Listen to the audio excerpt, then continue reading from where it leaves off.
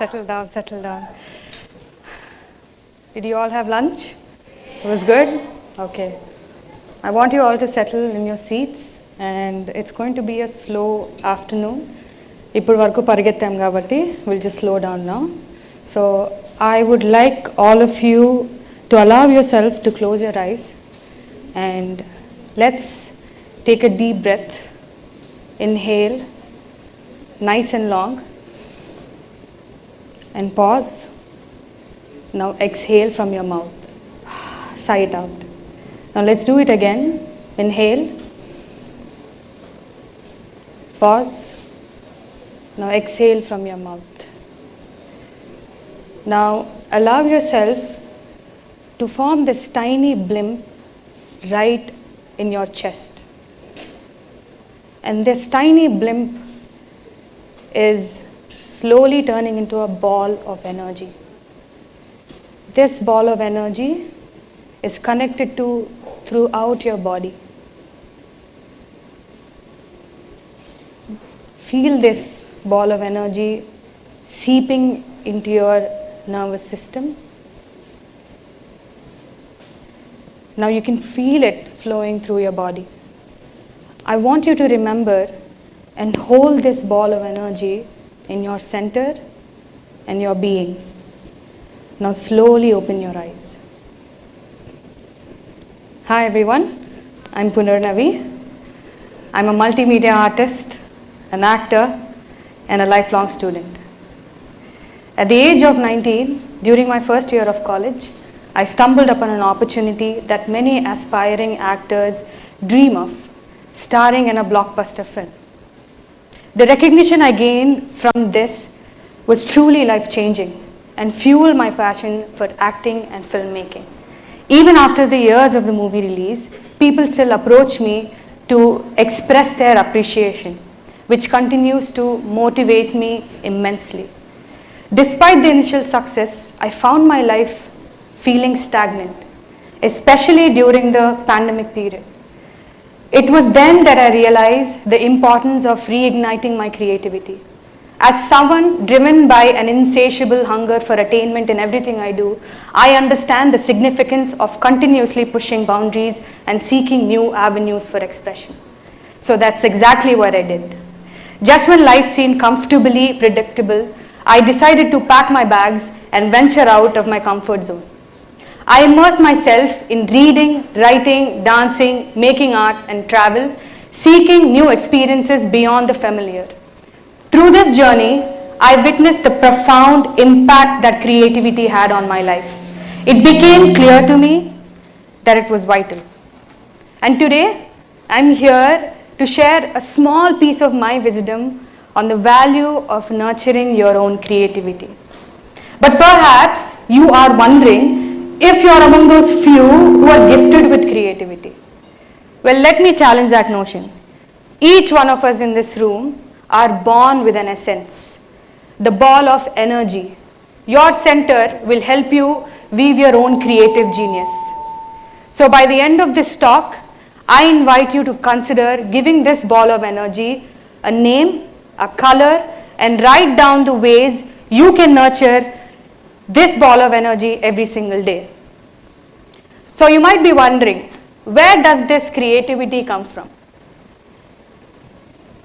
In a literal sense, creativity is a complex interplay of biological, psychological, and environmental factors shaped by our conscious and unconscious process. Creativity as a trait is in our brain. Until now, old research, it is said it's in the right hemisphere of our brain. As you all know, our brain is divided into two hemispheres, left and right. Until now, the old research said its creativity as a trait was in the right side of our brain. But the older research, it's safe to say that creativity is doing its business in both the hemispheres of our brain. So is logical thinking and every other trait. Creativity is transformative.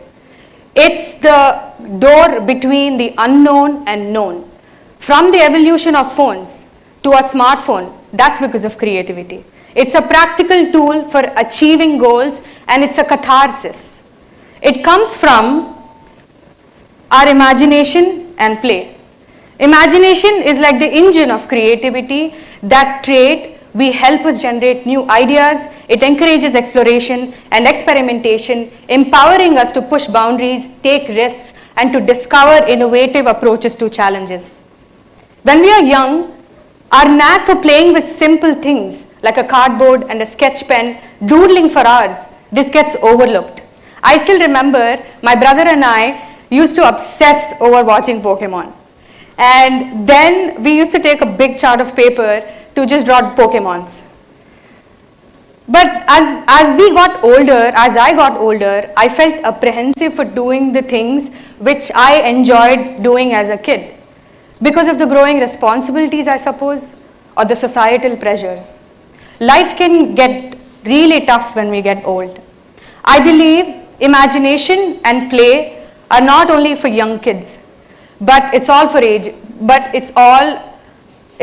all ages. We must find ways to incorporate these elements in our lives for leading a balanced life. There's a research on how engaging in creative pursuits such as drawing, painting, dancing, playing an instrument, writing, singing, or imaginative play can enhance our mood, reduce stress, and promote overall well-being. They even found out that incorporating them in your everyday life can help you manage with depression, anxiety, and trauma. Imagination also fosters empathy by enabling us to imagine ourselves in someone else's shoes and understand different perspectives, leading to deeper connection. With imagination, creativity is also fueled by one more thing. Can you guess? It's curiosity. Imagination and creativity both go hand in hand. They both thrive on curiosity. When we are curious, we ask questions, we wonder about things, we explore new ideas. Curiosity is like a playground for our minds where we can dream up of all possibilities, ideas, what ifs, what nots, and many things. Legendary composer A.R. Rahman is a perfect example of what unlocking one's creative potential can do. We hear his songs every day, everywhere. Throughout his career, A.R. Rahman has demonstrated a relentless curiosity about different styles of music genres, instruments, and cultures. His openness to ideas and willingness to experiment has fueled his creativity. He gave his curiosity the right kind of knowledge and vision. Without a vision, your curiosity can lack direction or purpose. We are living in an era where the world is on our fingertips. We need to take advantage of our phones and the internet for improving skills you already got and acquire new set of skills. You don't have to stick to one thing. Who told you to stick to one thing anymore?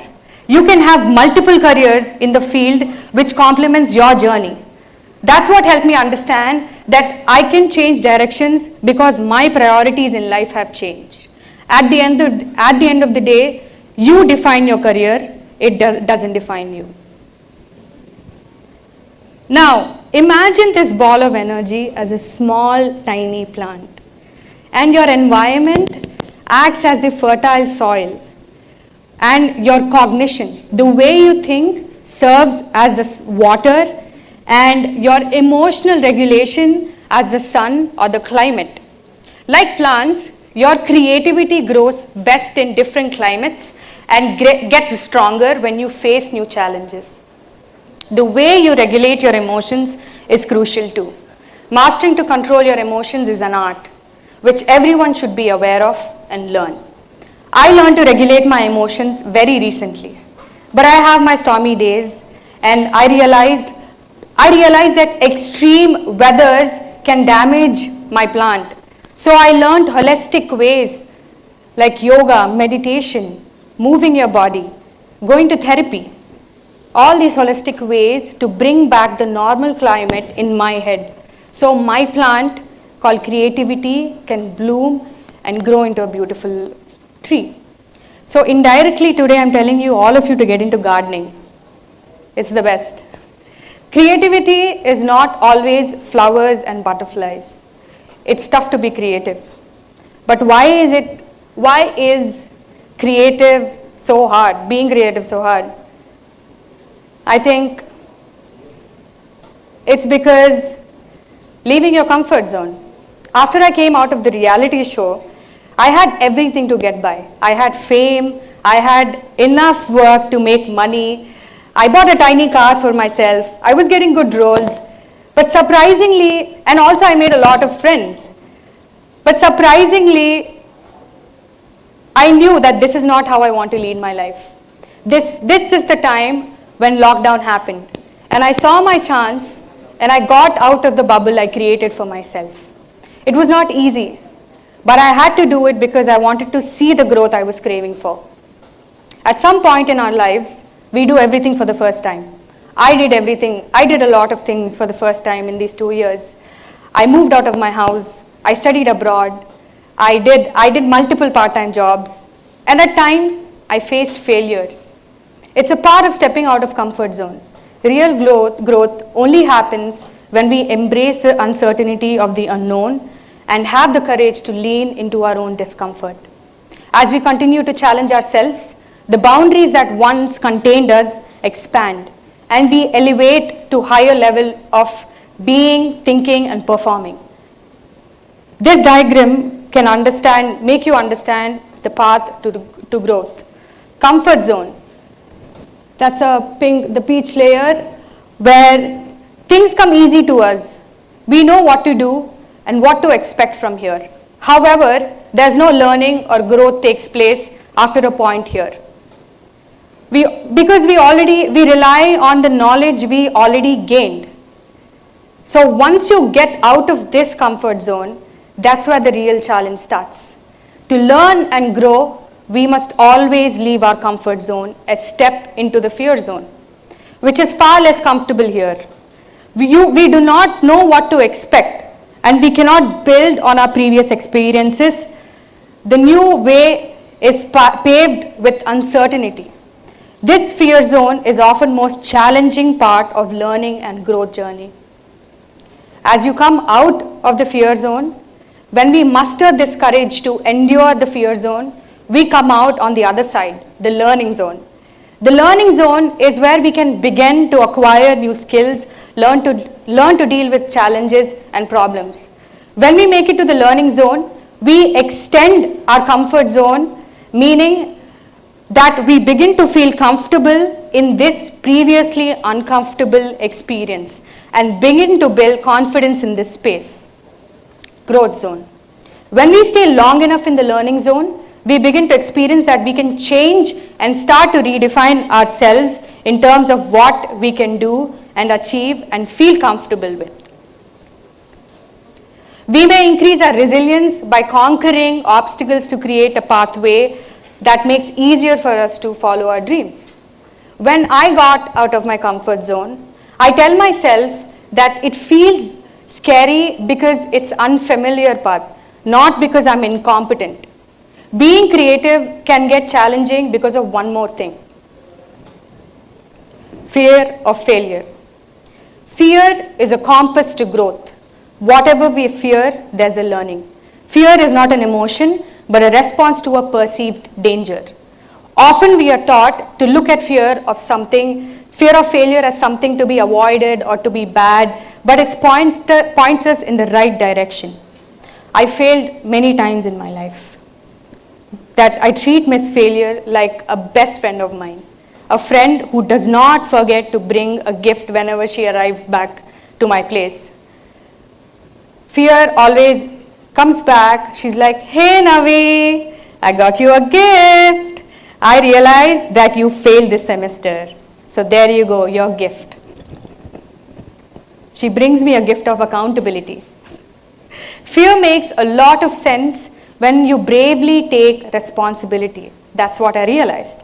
When I bravely took responsibility for my own actions, before that judgment, shame, and negative self-talk starts creeping upon us, I understood not to let fear of failure stop me or question my abilities. Always give your 100% in everything you do. practice gratitude, and remember the journey and remember how far you have come. When you stop feeling guilty, instead you give yourself that grace to move forward. This is where you discover the wisdom of creativity. Just like when a plant gets root rot, you need to pause and take care of it before it's too late.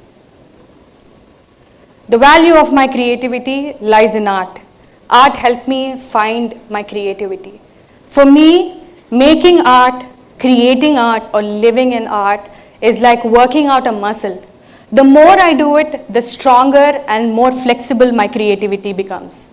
As someone who's neurodivergent, I find various ways to express myself beyond just words, and art is one of the most powerful medium of expression. This helps me deal with my everyday stress and cognitive dissonance. When I'm creative, I feel free to explore my own world, where there are no right or wrong answers. It makes me feel socially responsible and inspired in a world that often feels competitive and focused on comparisons. Knowing and embracing my true self is my biggest and greatest strength. It enables me to support others on their journey too. At the end of the day, regardless of our caste, race, or gender, we all have the ability to envision a society built on liberty, fraternity, and equality, because we all are one and we are fragments of each other. I came here to remind you that tomorrow is today. So protect your ball of energy, enjoy life, love yourself, and live your truth. Thank you.